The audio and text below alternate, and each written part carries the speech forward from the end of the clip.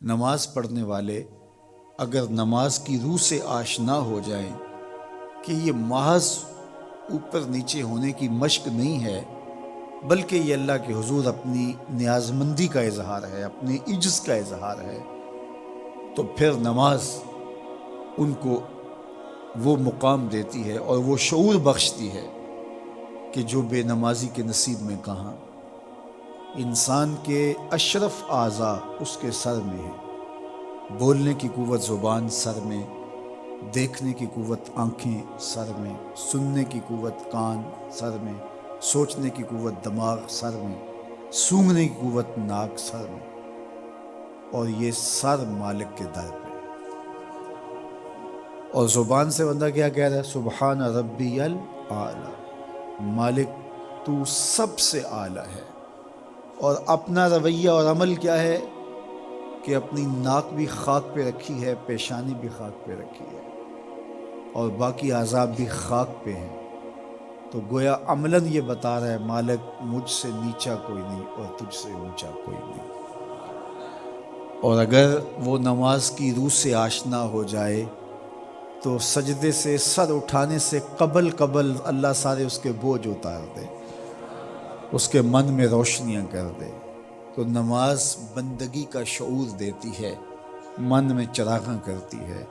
اللہ کے حضور جھکنے سے بندہ ایسا بندہ کامل بن جاتا ہے کہ پھر وہ کسی اور کے آگے نہیں جھکتا۔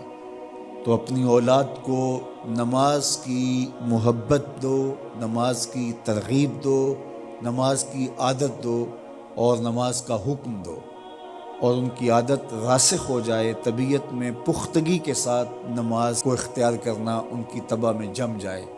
نماز ان کی طبیعت میں نظم پیدا کرے گی، ان کو نظم و ضبط کا پابند بنائے گی، اور ان کی صحت کی ضامن ہوگی، اور ان کے باطن کی طہارت کا سبب اور ذریعہ ہوگی۔ اس لیے کہا کہ اللہ کے حضور جھکنا نہ بھولنا اور نماز قائم کرنا۔ نماز کا تعلق اپنے آپ سے ہے کہ وہ اپنے آپ کو سنوارتا ہے، تقرب اللہ کے لیے اس کی اپنی عملی کوشش ہے۔ بندے اور خدا کا ایک ربط ہے نماز۔ اسی طرح یہ خیال کہ میرا مالک مجھے دیکھ رہا ہے، اس سے بھی تہذیب نفس ہوتی ہے، باطن کی تربیت ہوتی ہے۔ انسان ایک حصار میں آ جاتا ہے، ایک پہرے میں آ جاتا ہے کہ میرا اللہ مجھے دیکھ رہا ہے، اور پھر وہ قدم پھونک پھونک کے رکھتا ہے۔ وہ اچانک لوگ بیٹھے ہوئے ہوں نا، تو آج کل یہ سوشل میڈیا کا زمانہ ہے، تو کوئی کیمرہ سیدھا کر لے تو ایک دم مرتب ہو جاتے ہیں، اس لیے کہ اب ہماری تصویر آنے والی ہے۔ یا کوئی کسی کو کہے کہ جناب آپ لائیو جا رہے ہیں، تو وہ بالکل اپنی حرکات سکنات منظم کر لیتے ہیں، کپڑے سیدھے کرنے لگ جاتے ہیں، اس لیے کہ ہم لائیو جا رہے ہیں۔ وہ لائیو چاہے 5 آدمی دیکھ رہے ہوں، چاہے 10 آدمی دیکھ رہے ہوں، لیکن پھر بھی چونکہ ہم لائیو جا رہے ہیں تو اپنی حرکات سکنات مرتب کر لیں گے، منظم ہو جائیں گے۔ اور جب یہ یقین ہو کہ میرا اللہ مجھے دیکھ رہا ہے، یہ ساری حرکتیں وہاں لائیو جا رہی ہیں، تو پھر دل میں برا خیال بھی آنے لگے گا تو اس کو روکیں گے کہ میرا اللہ تو دیکھ رہا ہے۔ پھر بولی بھی مرتب ہو جائے گی، پھر رویے بھی مرتب ہو جائیں گے، طرز معاشرت بھی منظم ہو جائے گا، آنکھیں بھی نہیں بھٹکیں گی، خیال بھی نہیں بہکیں گے، سوچیں بھی آوارہ نہیں ہوں گی، چاہے آپ بند کمرے میں کیوں نہ ہوں، پھر بھی منظم رہیں گے، اس لیے کہ میرا اللہ مجھے دیکھ رہا ہے۔ تو یہ یقین زندگی کو منظم کرتا ہے۔ تو اس کا تعلق بھی انسان کی ذات سے تھا۔ نماز سے بھی تہذیب نفس ہے، اللہ سے تقرب حاصل ہوتا ہے۔ اب کہا تو خود غرض نہ بننا کہ اپنے آپ کو سنوار لیا اور کافی ہے، نہیں، لوگوں کو بھی نیکی کا حکم دینا۔ وَأْمُرْ بِالْمَعْرُوفِ وَانْهَ عَنِ الْمُنْکَرِ، لوگوں کو نیکی کا حکم دینا اور برائی سے منع کرنا لوگوں کو، یہ مومن کی زندگی ہے۔ حضرت بایزید بستامی کہتے ہیں کہ میں نے اپنی ماں کے آگے ہاتھ جوڑے، میں نے کہا امی تجھے راضی کروں یا رب کو راضی کروں؟ تو اپنے حق مجھے معاف کر دے، اللہ کو میں راضی کر لیتا ہوں۔ ماں نے کہا جاؤ پتر میں اجازت دیتی ہوں۔ گئے جنگلوں میں، ذکر و فکر میں لگے رہے، تنہائی میں اس کو یاد کرتے رہے، دن رات ذکر کے چراغ روشن رکھے۔ 12 سال گزر گئے حق کی تلاش میں۔ ایک دن واپس بستام کے قریب سے گزر رہے تھے، خیال آیا چلتے چلتے ماں کو سلام کر جاؤں۔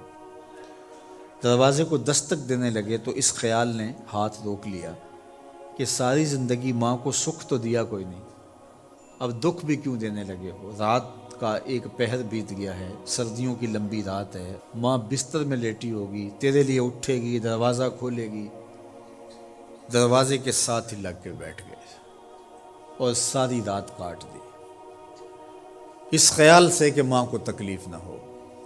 جب سحری کا وقت ہوا تو اندر سے جو نالی آتی تھی اس نالی سے پانی آیا، سمجھ گئے میری ماں تہجد کے لیے اٹھی ہے اور وضو کا پانی ہے، تو فوراً دروازے پہ دستک دی۔ اندر سے آواز آئی، بیٹا بایزید میں ابھی آئی۔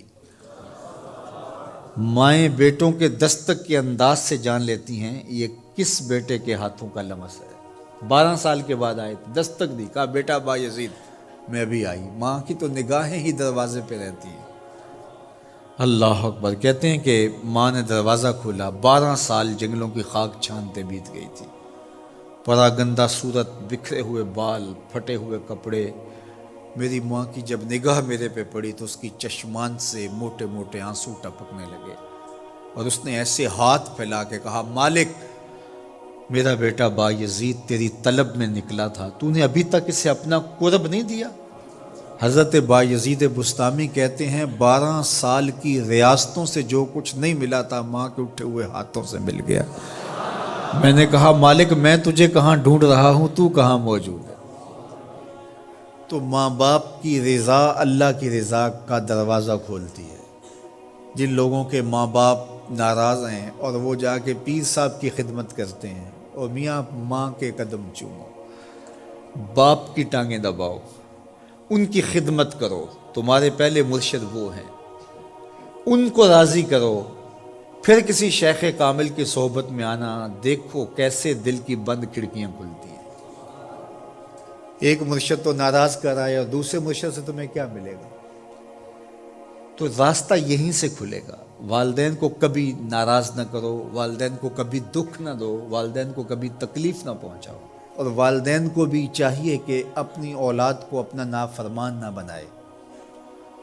ایک بزرگ فرماتے ہیں کہ مجھے برابر 30 سال ہو گئے ہیں کہ میں اپنی اولاد کو کوئی حکم ہی نہیں دیا، کوئی حکم نہیں دیا۔ کوئی چیز مجھے چاہیے بھی ہوتی ہے تو میں بصیغہ امر نہیں کہتا، بلکہ ایسے ہی بات کرتا ہوں۔ پانی چاہیے تو یہ نہیں کہتا بیٹا پانی لے کر آؤ، میں ویسے کہتا ہوں پیاس لگی ہوئی ہے، تو اگر وہ سمجھ جائے اور وہ خود لے آئے تو اچھی بات ہے، لیکن اگر وہ نہ لائے تو میں نے اس کو حکم ہی نہیں دیا، امر ہی نہیں کیا، تو اس امر کی مخالفت ہی لازم نہیں آئے گی۔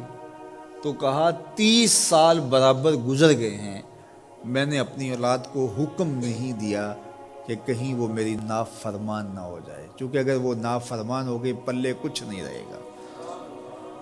جو اولادیں ماں باپ کی نافرمان ہوتی ہے وہ ہوا میں بھی اڑیں، وہ چرخ پہ بھی جھولیں، وہ زمین پہ گرنے والی ہوتی ہیں، کبھی کامیاب نہیں ہو سکتی وہ اولادیں جو ماں باپ کی گستاخ، بے ادب اور نافرمان ہوتی ہیں۔ وہی اولادیں سرخرو، کامیاب اور کامگار اور بامراد ہوتی ہیں جو ماں باپ کی خدمت کرتی ہیں، ماں باپ کی دعائیں لیتی ہیں۔ وہ ایک بچہ ماں باپ کے پاؤں دبا رہا تھا، تو ایک بچہ ایک بر اعظم میں، دوسرا دوسرے بر اعظم میں، تیسرا تیسرے بر اعظم میں بڑے بڑے کاروبار کر رہا تھا۔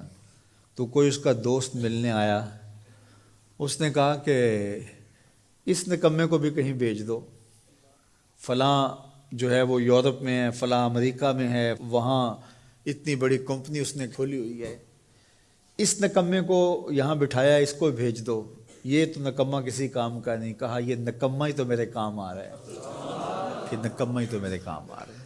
تو اولاد خوش نصیب ہے کہ اپنے ماں باپ کی خدمت کرے اور ان کے ساتھ حسن سلوک کرے۔